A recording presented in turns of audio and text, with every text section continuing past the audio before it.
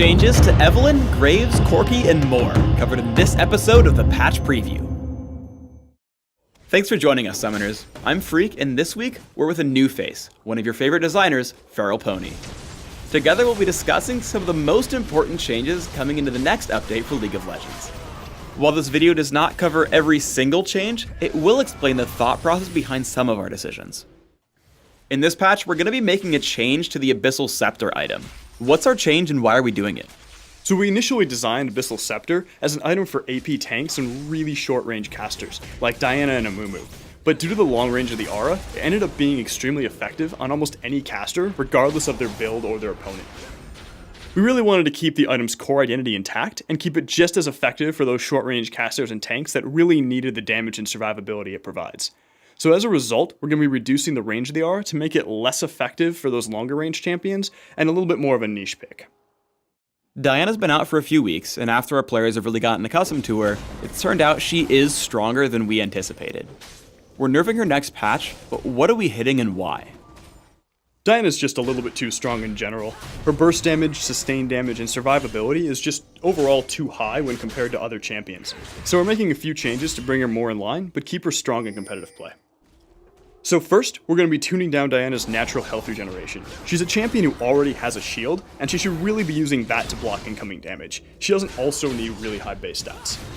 Additionally, the damage and AP ratio of Crescent Strike is coming down a little bit. It was simply dealing too much damage, and lowering this should leave her in a much more balanced state. Our live designer spent some time looking at our top 3 attack damage carries, Graves, Corki, and Ezreal.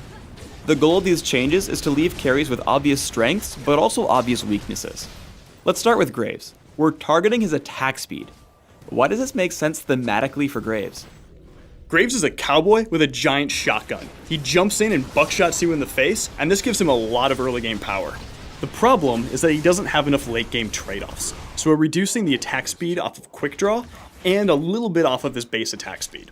This should give him those early versus late game trade-offs. So ultimately, this should make him a really strong early game champion, and give him those trade-offs so he's not a no-brainer. Let's move on to Corki. Right now, he's just too damn good at everything. So in this patch, we're nerfing his mobility and poke potential. What are we changing and why? One of the things that makes Corki probably the most fun to play is the fact of how much area of effect damage and how much burst damage he brings to a fight. He excels at this role over pretty much every other carry in our game. But overall, his power level is just a bit too high, so we're siphoning off some of the power from his mobility and his long-range poke, while still retaining the fun elements of Corki. So we're increasing the cooldown on Valkyrie a little bit, so that way he just jumps around a little bit less in teamfights and relies more on proper positioning. In combination with Corki's other strengths, his long-range harass was a little bit too strong because he had missiles up all the time. He was just generating ammo too quickly. As a result, we're going to increase the time it takes him to generate a missile, but we're keeping the number of missiles the same. So he'll still be able to put out tons of damage and bring a lot to the team. Ezreal's really known for long-range poke, high mobility, and of course, pulse fire energy. This patch, we're looking at nerfing Essence Flux and buffing Mystic Shot. What is this going to do for Ezreal? So the first thing we're doing with Essence Flux is we're reducing the width of the missile a bit. Essence Flux was kind of a no-brainer pick in lane. The actual width of the missile actually was bigger than the visual effect, so people, even when they thought they dodged it, would still get hit with it. This, in combination with really high base damage, low mana cost, and the ability to pass over minions, made it really, really strong and lacked a lot of counterplay for your opponent. A lot of players really like kind of hybrid Ezreal or AP Ezreal, and we didn't really want to indirectly hurt those builds that aren't really being a problem. So we ended up increasing the AP ratio in Essence Flux quite a bit, so those players will actually end up seeing an increase in damage late game. Mystic Shot is really Ezreal's most fun basic ability, but the mana cost was a little bit too high, and it caused him to resort to other abilities. Mystic Shot allows him to kind of have this long-range poke and harass gameplay, which is really, really fun in lane, and we wanted to encourage that, and not punish Ezreal players for casting too many Mystic Shots. We recently remade Evelynn's abilities, and she got a lot better, but she's still a little bit too weak. What are we doing this patch to bring her up to speed? So we're really happy with Evelynn's overall design and the new gameplay she brings, but she needs a few improvements to kind of bring her up to par with other champions.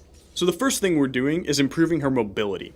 We've lowered the cooldown time on Dark Frenzy and gave her the ability to pass through minions so that Evelynn can get closer to her enemies faster while this ability is active.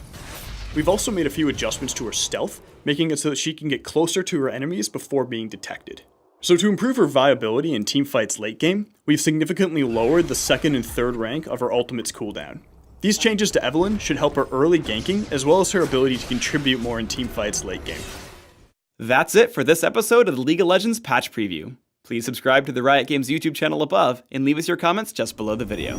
Thanks for watching.